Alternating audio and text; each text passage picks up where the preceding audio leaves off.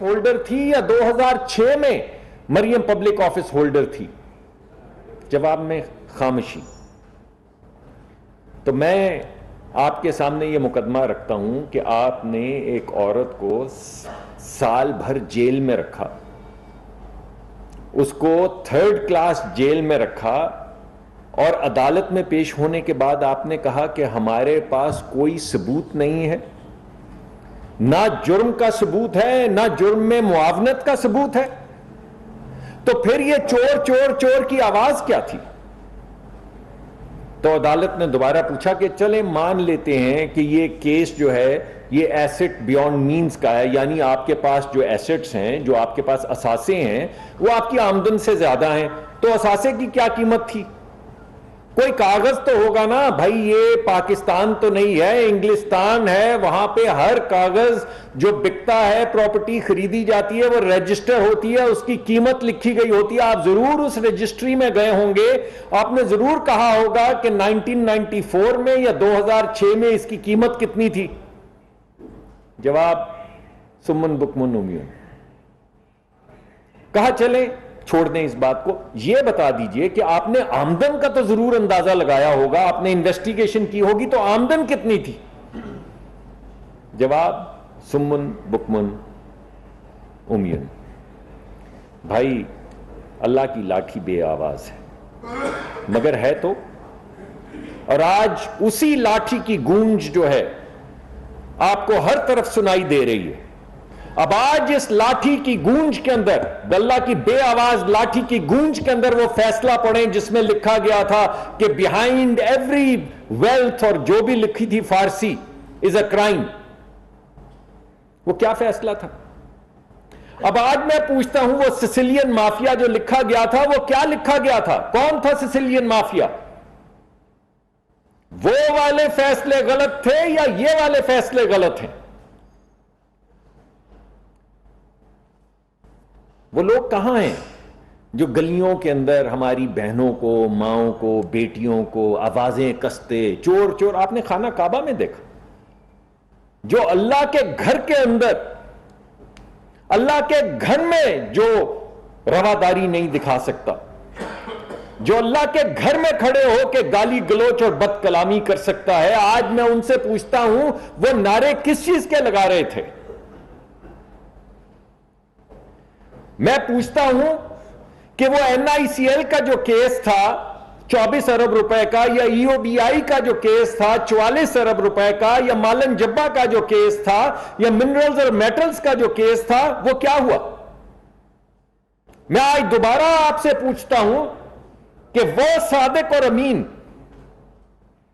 وہ صادق اور امین جس نے ملک ریاض سے 450 کنال زمین لے لی اور اس کے بدلے میں $250 ملین کا اس کو فائدہ دے دیا کابینہ کے ذریعے, کابینہ میں ایک سیکرٹ کاغذ سائن کیا, مرزا شہزاد اکبر کو اجازت دی کہ انگلستان جائے, اور وہ پیسے جو حکومت پاکستان کو ملنے تھے $250 ملین, پاکستان کی پوری IMF کی پہلی قسط $1 ارب کی, $1.1 ارب کی تھی. $250 ملین, 1/4 پاکستان کو جو مدد ملی ہے یا جو قرضہ ملا ہے, اس کا 1/4 ایک سیکرٹ ڈاکیومنٹ کے ذریعے 450 کنال لینے والا شخص, اسے کیا کہیں گے بھائی آپ, صادق اور امین؟ یا وہ شخص جس نے عارف نقوی صاحب سے 3 ملین پاؤنڈ لے کے اسے 250 ارب کا فائدہ پہنچا دیا, $1 ملین کا کوئلے کا پلانٹ جو کے الیکٹرک نے لگانا تھا, اس کو چھٹی دے دی کہ ہمارے پاس بہت بجلی ہے بھائی, تم رہنے دو. اگرچہ تمہارے کانٹریکٹ میں لکھا تھا کہ تم یہ بناؤ گے کراچی کے لوگوں کی سہولت کے لیے, لیکن جاؤ تمہیں معاف کیا. کیوں؟ کیونکہ ہم نے 3 ملین پاؤنڈ تم سے لیے. اسے کیا کہیں گے, صادق اور امین؟ ابھی وہ انگوٹھیوں کی باتیں میں نہیں کروں گا, وہ سب آپ کے سامنے ہیں. میں تو آج آپ سے صرف یہ پوچھوں گا کہ اگر پہلی 2 لیکس جو تھیں جن کو پر خان صاحب اتنا شور مچا رہے تھے کہ وہ برحق ہیں, تو یہ بعد میں آنے والی 2 کیا تھی بھائی؟ ہمارا آئین کیا کہتا ہے جب ہم آئین لیتے ہیں تو ہم خدا کو حاضر ناظر جان کر ایسے ہاتھ اٹھاتے ہیں، ایسے نہیں، ایسے ہاتھ اٹھا کر خدا کو حاضر ناظر جان کر کہتے ہیں کہ اس کام کرنے میں میرے پاس ریاست کے جتنے راز آئیں گے میں اپنی زندگی کے اوپر ان کی حفاظت کروں گا۔ تو یہ سائفر کیا تھا؟ ایک شخص جس کو آپ ریاستی راز نہ دے سکیں وزیر اعظم کے طور پہ، اس کو آپ کیا کہیں گے؟ صادق اور امین۔ ایک شخص جو راز جو ہے ریاست کا، اس کو بولے کاغذ کا ٹکڑا تھا کھو گیا کہیں، اسے آپ کیا کہیں گے؟ امین۔ یہ امانت رکھی تھی ریاست کی اس امین نے، مگر وہ پھر بھی اسی عدالت کے فیصلے کے تحت آج تک ہیں صادق اور امین۔ وہ شخص جو پورے ملک کی خارجہ پالیسی داؤ پر لگا دے، چاہے وہ سعودی عربیہ ہو، چاہے وہ قطر ہو، چاہے وہ ملیشیا ہو، چاہے وہ ترکی ہو، چاہے وہ امریکہ ہو، کبھی امریکہ سازشی، کبھی امریکہ پاکستان کے آئین کو سبورٹ کرنے والا، کبھی امریکہ وہ جس نے پاکستان کی سازش کر کے حکومت الٹائی، اور پھر اسی امریکہ کے اندر آپ نے لابسٹ رکھا، وہ شخص جو پاکستان کے ایٹمی توانائی کے خلاف کام کر رہا ہے۔ یہ وہی شخص ہے جس نے سوال پوچھا تھا شہباز شریف صاحب سے، یہ وہی شخص ہے۔ اپنے ملک کے خلاف سازش کرنے والے کو کیا کہیں گے بھائی؟ صادق اور امین۔ وہ جو آپ نے سنی ہے ریکارڈنگز جس میں وہ کہہ رہے ہیں کہ خط لکھو، خط لکھو تاکہ ملک برباد ہو، دیوالیہ ہو، ان لوگوں کو جو وہ خط لکھ رہے تھے آپ کیا کہیں گے بھائی؟ صادق اور امین۔ تو میں آپ سے یہ کہوں گا کہ جو انہوں نے کل اوتھ لیا ہے، آپ کو معلوم ہے وہ اوتھ کیا ہے؟ ہم تو سب جانتے ہیں نا، ہمارے ہاں تو جب قسم کھانی ہو، جب اوتھ لینا ہو تو ہم خدا کو حاضر ناظر جان کے اوتھ لیتے ہیں۔ کوئی قرآن پہ اوتھ لیتا ہے، کوئی خدا کو حاضر ناظر جان کے اوتھ لیتا ہے۔ کل کے مجمع میں جو انہوں نے ہاتھ ہلایا، جو بھی انہوں نے کیا، میں تو نہیں چاہتا کہ وہ میں اشارہ بھی کروں۔ کیوں؟ کیونکہ وہ اشارہ تو ہٹلر کا ہے، جو ہٹلر کے سلوٹ کے اوپر لوگوں سے اوتھ لے، خدا رسول کے نام پہ نہیں، قرآن شریف پہ نہیں، بٹلے وہ ہٹلر والا سلوٹ مار کے جو اپنے لوگوں کو بولے کہ قسم کھاؤ، اسے آپ کیا کہیں گے؟ صادق اور امین۔ تو میں آپ کو صرف یہی کہنا چاہتا ہوں کہ اللہ کی لاٹھی بے آواز ہے، مگر اس کی گونج جو ہے وہ نسلوں تک سنائی دیتی ہے۔ اللہ کی لاٹھی کو تھامے رکھو، حق اور سچ سامنے آتا چلا جائے گا جیسا کہ آج آ رہا ہے۔ اور آج ان تمام لوگوں کو جو گالی گلوچ کر رہے تھے، ایک مرتبہ سوچنا چاہیے کہ وہ کس کے کہنے پہ کیا کر رہے تھے۔ بہت بہت شکریہ۔ فرمان صاحب جیو سے، آپ کامران دنیا سے۔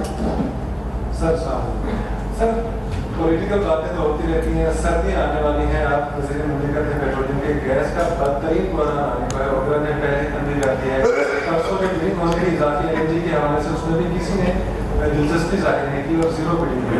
تو سر کیا پلان ہے حکومت کا عوام کو سردیوں میں گیس کے حوالے سے ریلیف دینا ہے؟ جی، جتنی گیس ہمارے پاس پچھلے سال تھی اتنی گیس کا حصول ہم کر چکے ہیں۔ اس وجہ سے میں نے پہلے بھی آپ کے سامنے بہت مرتبہ آ کے یہ بات کی کہ ہم نے $2 پہ نہیں خریدی، 4 پہ نہیں خریدی، 10 پہ نہیں خریدی، آج 40 پہ نہیں مل رہی، کیونکہ ہے ہی نہیں۔ آپ نے خود ہی بتا دیا کہ بڈز تو ہو رہی ہیں یکے بعد دیگرے، مگر کوئی گیس ہو تو پھر گیس ملے۔ کیونکہ پچھلے سال جب یورپ خرید رہا تھا یہ گیس، اور ہم جس ملک میں گئے ہیں وہاں پہ انہوں نے یہی کہا ہے کہ جب یورپ خرید رہا تھا یہ گیس تو آپ کیا سوئے ہوئے تھے؟ لیکن اس سب کے باوجود یہ تو ہیں وہ مصیبتیں، لیکن اب تو ذمہ داری ہماری ہے۔ تو ہم نے جتنا ہمارے پاس پچھلے سال گیس ہمیں جتنی چاہیے تھی اتنی گیس کا ہم نے انتظام کر لیا ہے۔ اس وقت ہم ایک پورا مؤثر پلان بنا رہے ہیں جس کے تحت انشاءاللہ پچھلے سال سے زیادہ ریلیف ملے گا۔ 4 مہینے کے بعد ہم پوری طرح سے تو گیس کے مسائل حل نہیں کر سکیں گے، لیکن یہ میں آپ کو بتا رہا ہوں کہ بہت جلد ہم اس پورے پلان کا اعلان کریں گے جس کے تحت پاکستان خود کفیل ہو جائے گا 3 سے 4 سال میں انرجی میں. یہ تمام باتیں جو آپ سن رہے ہیں انشاءاللہ ہم گیس ڈیفیسٹ ملک سے گیس سرپلس ملک کے اندر پہنچ جائیں گے 3 سے 4 سال میں انشاءاللہ، اگر اللہ نے موقع دیا.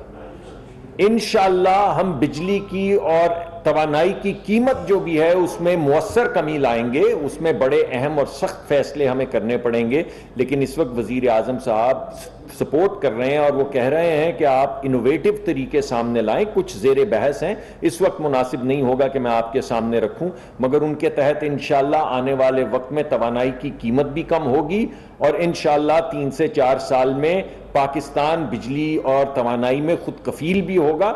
اور یہ آپ کو یاد ہو، میں دوبارہ یاد کروا دوں، 2013 میں بھی ہم نے یہی کہا تھا اور آپ سے وعدہ کیا تھا کہ 2013 میں وعدہ کیا تھا کہ 4 سال بعد انشاءاللہ یہ لوڈ شیڈنگ ہم ختم کر دیں گے، اور ہم نے وہ لوڈ شیڈنگ ختم کر دی تھی. ہم نے 12,000 میگا واٹ اضافی بجلی گرڈ میں ڈال دی تھی. یہ نہیں کہا تھا ڈالیں گے، ڈال دی تھی. ہم نے 1.2 بلین کیوبک فٹ کے ایل این جی کے کارخانے لگا دیے تھے. یہ نہیں کہا تھا لگا دیں گے، لگا دیے تھے. ہم نے کانٹریکٹ ایل این جی خریدنے کے کر لیے تھے، یہ نہیں کہا تھا کہ کر لیں گے. تو انشاءاللہ اسی یقین کے ساتھ اللہ کا اگر فضل ہوا تو انشاءاللہ اس مرتبہ بھی ہم، جو آپ نے سوال پوچھا بڑا اہم ہے، ان سردیوں میں بھی ہم پوری کوشش کریں گے کہ پچھلے سال کے مقابلے میں بہتر ہمارے حالات گزریں، مگر آنے والے وقت میں اگر اللہ نے موقع دیا تو ہر سال. وزیر مملکت ڈاکٹر مصدق ملک اسلام آباد میں نیوز کانفرنس کر رہے تھے. ان کی جانب سے کہا گیا کیا ملک کے خلاف سازش کرنے والے کو صادق اور امین کہا جا سکتا ہے؟